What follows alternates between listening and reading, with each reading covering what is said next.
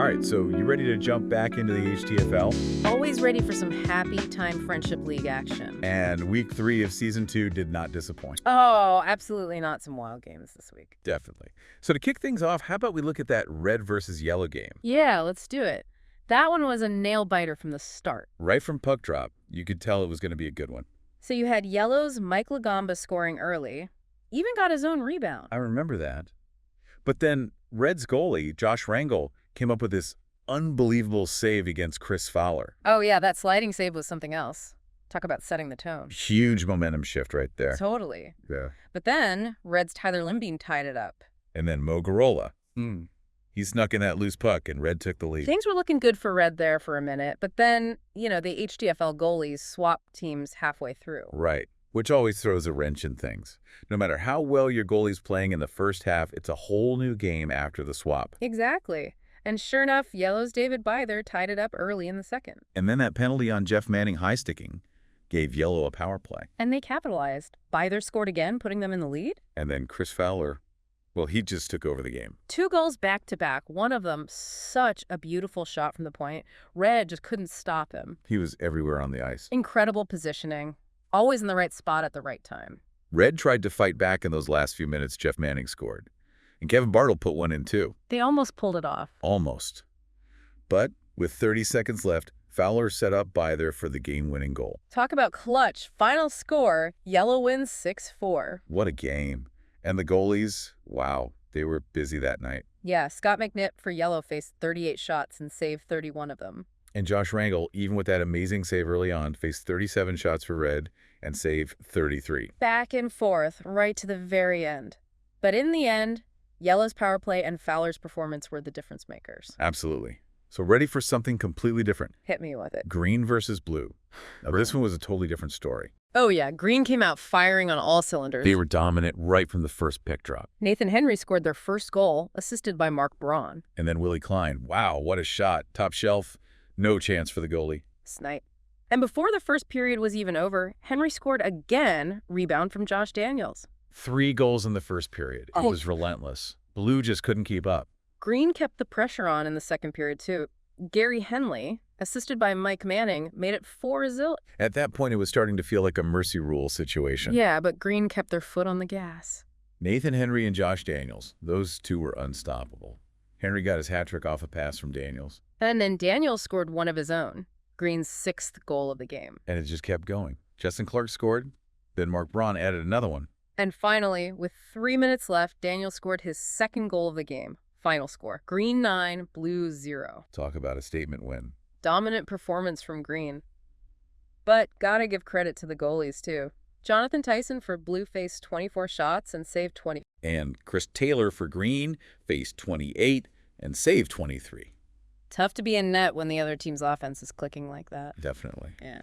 So 2 very different games, but both super exciting in their own ways. Red versus yellow, that down-to-the-wire finish, and green versus blue, well, that was just a display of pure offensive power. Totally. I'm thinking maybe we should dive a little deeper into that goalie swap rule later on. Seems like it really shakes things up. Yeah, definitely. We should. But first, let's talk about some of those individual performances that really stood out in these games. Like Chris Fowler, he was on fire. Absolutely. We got to talk about him. Absolutely. We got to talk about him. 2 goals and an assist in that red versus yellow game. Yeah, Chris Fowler was incredible, like a one-man scoring machine out there. He really was. And not just the number of goals, but the way he scored them. He seemed to be everywhere on the ice. He was. His positioning was just exceptional in that game. Always in the right spot to intercept a pass or create a scoring opportunity. Like he could see the play before it happened. Yeah, that's what I was thinking too. It's like he was in the zone. Everything just clicked for him. I wonder if there's like a mental aspect to that too. Yeah. Can a player actually will themselves into a hot streak like that? I definitely think there's a mental component to hockey. Confidence plays a huge role. When a player starts feeling good, starts feeling confident, it can make a huge difference in their game. Right. Like they get into this flow state, they see the play developing before anyone else, they react instinctively, and the puck just seems to find the back of the net. Absolutely. And that energy, it can be contagious. When one player is performing at that level, it lifts the whole team. Which brings us to Nathan Henry's hat trick in the green versus blue game. Oh, yeah, 3 goals. Had to be a huge morale boost for Green. Not just for Henry Oh, himself, yeah. but for the entire team. Right. Seeing your teammate put up points like that, it gives everyone a surge of confidence. Like, hey, if he can do it, we can do it too. Definitely. And speaking of teamwork, Mm. we have to talk about that Henry Daniels connection. They were in sync out there. Oh, there was something special. Their passing was so precise. It was like they had their own secret language on the ice. They created space for each other, exploited weaknesses in the Blue defense.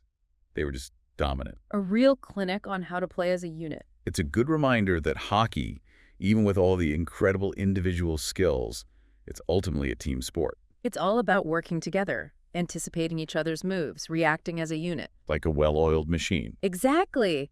But we can't forget about the goalies. Oh yeah, the unsung heroes back there. Facing shot after shot, the pressure must be immense. And then in the HTFL, they have to swap teams halfway through. Can you imagine? It's a unique challenge for sure. You're facing a whole new set of shooters, different styles, different tendencies. You have to adjust on the fly. It's a testament to their mental agility, their ability to adapt quickly. And it adds another layer of unpredictability to the game. Absolutely. Yeah. Which is kind of what the HTFL is all about, right? Yeah. Balance, fun, a little bit of chaos. Exactly. It's about creating an environment where everyone has a chance to shine, regardless of skill level. And that brings us back to that goalie swapping rule. Yeah, it's a fascinating experiment. It really is. It makes you wonder what would happen if other sports adopted similar rules. Would it lead to more balanced competition, more unexpected outcomes? Would it make the games more exciting for both players and fans? The great question. It makes you think about the role of rules in sports.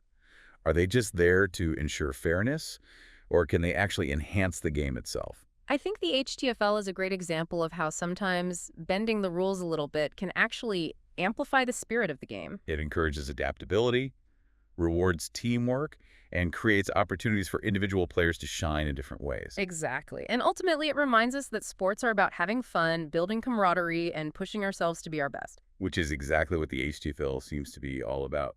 From what I've seen, they've created this amazing community where everyone, regardless of skill level, can come together, share their passion for hockey, and chase that elusive Stanley Bunny. Speaking of the Stanley Bunny, what's the vibe like among the players? Is it truly as friendly and fun-loving as the name Happy Time Friendship League suggests? From what I've observed, the HTFL definitely lives up to its name. There's a real sense of camaraderie among the players. They support each other, they celebrate each other's successes, and they even console each other after tough losses. It's a reminder that while they're out there to compete, they're also there to enjoy the game and build lasting bonds. And the Stanley Bunny, more than just a trophy, it symbolizes that spirit of fun and friendship. It's really refreshing to see that kind of sportsmanship, especially in today's world. It's a reminder that sports can be a powerful force for bringing people together. Absolutely. And it reminds us that sometimes the most important victories happen off the ice. Yeah, it really does sound like they found that perfect balance, between like the competitive spirit and that camaraderie and just having fun. Yeah, for sure. Don't forget to check out the HTFL YouTube channel. Yeah. The website is thehtfl.net. All the action. And of course, huge thanks to our sponsors. Silly Boys Hockey Club. Their website is www.sillyboys.com. The best. Superpuck at www.superpuck.net. I love those guys. Advanced Career Institute. Go to www.advanced.edu for more information. Awesome. And Fowler Productions Video Services. Their YouTube channel is www.youtube.com/HTFL Hockey. This has been Riley Bardown And Ollie Pilsinen. Until next time, keep your stick on the ice and your head in the game.